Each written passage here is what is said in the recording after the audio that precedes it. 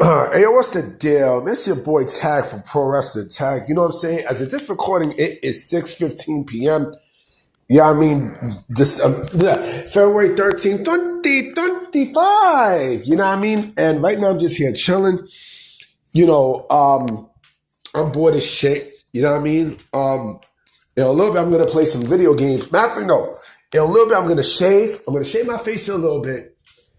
Then I'm going to do some work stuff, get prepared for work for tomorrow.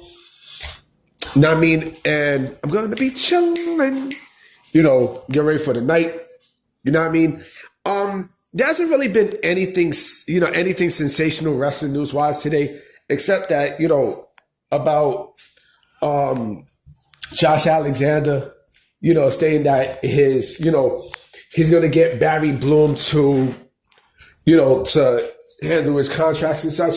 Now, the funny thing, too, is that Barry Bloom, even though people automatically assume Barry Bloom with AEW, that's totally not the case, because even though that's the Young Bucks and Kenny Omega's agent and Will Ospreay's agent, he's also the agent for Goldberg and Jesse Ventura.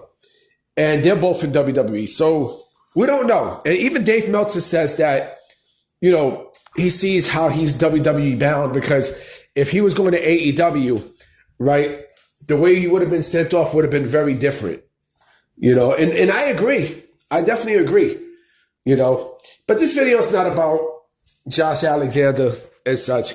This video is about, it's another installment of my wrestlers that I think were far way ahead of their time. And this name definitely comes to mind. And,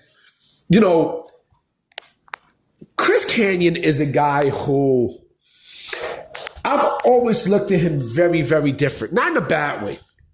Not in a bad way. But in a way where, some of the things that he was doing was like fucking out of this world. When I first saw Chris Kanyon, remember, I first laid eyes on Chris Kanyon in WCW as Mortis, because I automatically knew what WCW was doing with him, Raph, and Glacier. Now, I mean, they was trying to do, they was trying to take advantage of the Mortal Kombat craze, right? Remember, Mortal Kombat was the shit. It's still the shit. Now, I mean, but Mortal Kombat in the 90s was, forget about it. Like, you talk about the ultimate competitor, Street Fighter. Like, it was that fucking Fatal Fury. Like, it was those three. But WCW was, I guess they, because the movie came out and everything, WCW wanted a piece of the action, right? They wanted to take advantage of the craze, and that's fine. And Mortis was basically that character. And of course, Chris Kanyon played the character of Mortis, right? But once he broke out of that and wound up, being in the storyline with Raven and such, I seen a much different style in his wrestling wise. And he was coming up with moves that was like, that we've never seen before, and the funny thing about that is he was also fully connected with those guys, DDP, and Raven stuff, because he came from that cloth, and mind you, the way how he was wrestling as Chris Kanyon, you would usually see that shit in ECW. Now, I mean, you would see that shit in Extreme Championship Wrestling at the time, but he was doing this in WCW, and I thought that shit was fucking crazy. Like, he was fucking great. Chris Kanyon was a good wrestler in the ring, good character as well, and such, and I felt like he could have went far. I think he was United States champion. Let me take a look. I would have sworn, Chris Kanyon was the United States champion. Let me take a look. Hold on. In WCW, not WWE, but in WCW. Let me see. Okay, no. No, actually, no. He was a WCW United States champion when he got to WWE. not WCW. He was a tag team champion, though. He was a tag team champion, but he was fucking great. He was terrific. When the acquisition happened between, when the acquisition happened from WCW to WWE, he was one of the many people who came over. And I thought that was a great pickup, a terrific pickup, because not only he was a hand, but you could also slide him into the United States Heavyweight Championship division. And he fit. He fucking fit. And I was glad that they brought him back in 2002 because he was able to do some shit. And he did. Remember he was the innovative moves and such, and he was doing some ill shit. He was doing some shit that a lot of your favorite wrestlers today does. He's the sole reason why, you see a lot of pro wrestlers in today's day and age come up with different moves in the ring. Now, I mean, he was an innovator, so he was doing shit that will wow the fuck out of you. Know what I mean? And I think, if I'm not mistaken, I think either he brought back the Mortis character or I think in the WWE, I think. Let me take a look, because I would have sworn, hold on, Mortis.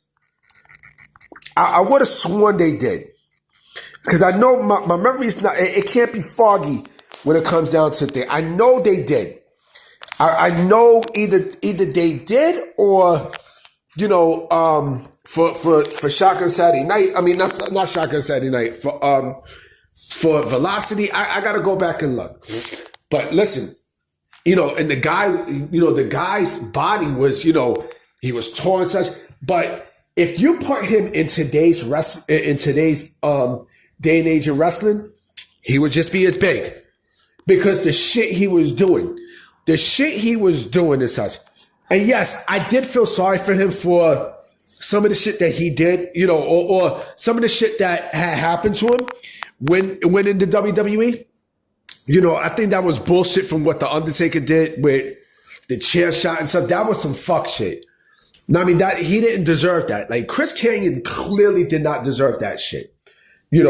But yeah, he was, like I said, he was great. He was great. He's a New York guy. He's a Queens guy. You know what I mean? That's another thing too. He's a Queens guy. He's from Sunnyside. You know what I mean? He's a Queens guy. But, and I don't give a fuck if he was openly gay and stuff. The dude was fucking great. The dude was great in the ring. I'm telling you right now, and again, he had the perfect wrestling body. He was tall and such. If you put him into, hold on real quick. Sorry about that, guys. If you plucked him from WCW onto today's day and age in wrestling, I think he would be an even bigger star than what he was back then. I think he would be, I could see him as a world champion if this was in today's day and age, because not only he was great in the ring, but he also can work character too. He could work character. Like, again, he was different.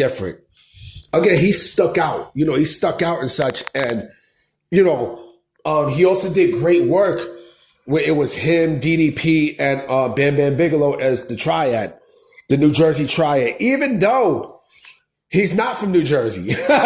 He's not from New Jersey. Like I said, he's from Queens, here in New York. I mean, he's from Queens, but like I said, he was fucking great. He was a terrific fucking wrestler, man. Like, it was, we lost him too soon, man. Like, he could have done some big things if pushed right in the WWE. You know what I mean? Like, yeah. I mean, I could go deep more into that, but I'm not going to. But this man was way far ahead of his time, because, again, a lot of your favorite moves and stuff that people come up with, this motherfucker was the first one to do it in the 90s, in the fucking 90s. And the other thing too is that not only he was influenced by ECW, right? If you had put that man in Extreme Championship Wrestling, you know how over that guy would have been? He fit perfectly there. He fit tremendously there, yo. Like I said, it's a shame, man. It's a shame. Chris Kanyon, yo, rest in peace, man. Like, he definitely was one of my favorites in wrestling, yo. At that time, like, because, again, the shit he was doing in the ring, very innovative stuff, yo. Very innovative stuff. I'm about to be out, guys. You know what I'm saying? I'm done for the night, making vids. and such. So hopefully tomorrow we see some wrestling news, man, because it's Friday and it's Valentine's Day. You know what I mean? Like you get Cupid and bah. You know what I mean? So I'm gonna holler at y'all tomorrow. All right.